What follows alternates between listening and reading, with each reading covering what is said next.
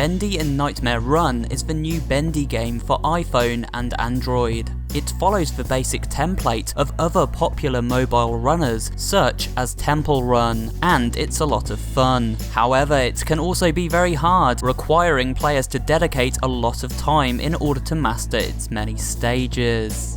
So in today's video, I've decided to put together a list of hints, tips, and tricks to aid you in your quest to unlocking everything this game has to offer without too much frustration or the need to spend money on unlocking extra bacon soup packs in order to make quick progress. This video will be broken up into various segments, each concentrating on mastery of a certain aspect of the game.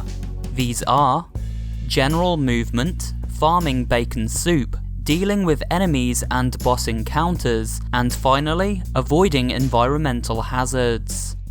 By the end of this video, it is my hope that you'll have a pretty good understanding of the game's mechanics and how to level up quickly. With that said, let's get started with today's video, how to master Bendy in Nightmare Run. Before we get started, we need to fully understand general movement and lanes. If you can make best use of the three lanes, left, middle and right, in combination with successful movement, then you're going to breeze through parts of this game. Be sure to follow the tutorial and get familiar with basic movements. Most important is the double jump, activated by swiping up quickly twice, and the downward stomp, achieved by swiping up and then down. Using the double jump, Bendy and his friends can hop over most dangers in the game, even certain boss moves. And by using this stomp, we can take out enemies without wasting valuable weapon pickups. And don't rush your moves, as this can lead to the game not registering them. Play calmly and methodically, always being aware of current and upcoming dangers. So stay calm and use early stages to get fully comfortable with the ins and outs of general movement before trying out harder levels. Bacon soup has been a staple of the Bendy and the Ink Machine franchise since it was first introduced in Bendy Chapter 2, and so this meaty goop is used to make purchases and unlock features throughout Nightmare Run. Want a new costume? You need bacon soup. Want an upgrade? Bacon soup. New level? Bacon soup. You get the picture. In fact, at times you need a heck of a lot of soup, especially if you want to unlock those elusive golden character models. Now you can take the easy option and pay to unlock soup, either by purchasing merchandise or simply by transactions through the App Store. But what if you don't want to? Well then, follow this guide to farming bacon soup quickly and easily. First of all, you'll want to play through a bunch of stages to collect the minimum 5,000 soup cans required for unlocking Alice Angel. Why do we want to unlock Alice? Well, if you check her perks, you'll see it says Alice spawns bonus bacon soup cans. You see, while playing as Alice, you'll see extra packs of bacon soup spawning in, often as many as 6 at a time, and by collecting soup this way, you'll unlock things much quicker. But do be careful, as Alice has far less health than characters such as Boris and Bendy. For this reason, I recommend playing the easiest levels of the game over and over with Alice, collecting as many cans during each run as possible. Also, try completing all 3 bonus objectives on these early stages, as it'll add more soup to your multiplier. Another soup collecting tip is to learn how soup generally spawns in during a stage. As mentioned before, we have 3 lanes to move about in. It's unusual for soup to appear twice in the same lane concurrently, although it can happen. So for example, if soup has just been collected in the left lane, it is likely to next appear in either the middle or right lanes. As boss attacks can prevent you from collecting cans in certain lanes, it is important to make sure you have the boss's next attack locked down into a lane you have just collected from. So good lane management is key. Also, while dealing with bosses, a useful tip for farming additional soup is to reach the end of a stage and then leave the boss on 1 health point. Have a weapon ready for the finishing blow, and then simply collect soup until you're ready to finish the boss off and exit the stage. So let's recap. Use Alice for extra soup, replay the easiest stages and complete all bonus objectives each time, bait boss attacks to lanes you've just collected from, and finally, leave a boss alive while farming extra soup at the end of each stage. Got it? Good, then let's move on to some tips for dealing with bosses and enemies. As of its initial release, Bendy in Nightmare Run contains 4 boss enemies for Bendy to defeat. These are Chester, Gasket, Canoodle, and Dewey. Each of these bosses has a different set of attacks, but the basic principles to avoiding them are the same. Watch the target marker appear on the floor. This will follow your movement up until the point where it begins to rapidly flash. At this point it will be locked down to one of 3 lanes. You can actually exploit this in certain cases so that bosses will take out enemies for you. Here for example you can see I have an enemy in the far right lane, so I move over and lock the boss attack down there so he will take out the enemy without me needing to waste a weapon pickup. This is very important as you want to prioritize the use of weapon pickups for taking out the boss, and I recommend only using them on enemies during the gauntlet sections in between boss encounters. Also of note is that bosses will attack at different speeds, with some having delayed attacks. Learn to exploit the timings of these attacks and use them to your advantage in order to maximize pickups and soup collection. And remember, if needed you can unlock additional perks in the menu screen before a battle to give you that extra advantage. In terms of enemies, there are 3 different enemy types: Gwen, a flying bat-like creature, Stickle, a jumping spider, and Crawl, who looks a bit like a frog crossed with a searcher. Gwen is the hardest enemy type for sure. It hovers in the air and so can only be attacked by weapons thrown while in mid-air. Its attacks are fast and so you'll want to make avoiding them your top priority, even during a boss encounter. My advice is to dispatch these enemies as quickly as possible, as they can become overwhelming otherwise. The other 2 enemy types are fairly easy by comparison. Stickle has a delayed pounce attack, and when facing several of them at once, it is possible to hop from one attack to the next, taking multiple Stickles out at once. As for Crawl, his attacks are super easy to dodge and avoid. I recommend baiting the boss attacks to line up with his lanes to avoid using weapons for the takedown. With that said, let's move on to the final segment, avoiding environmental hazards.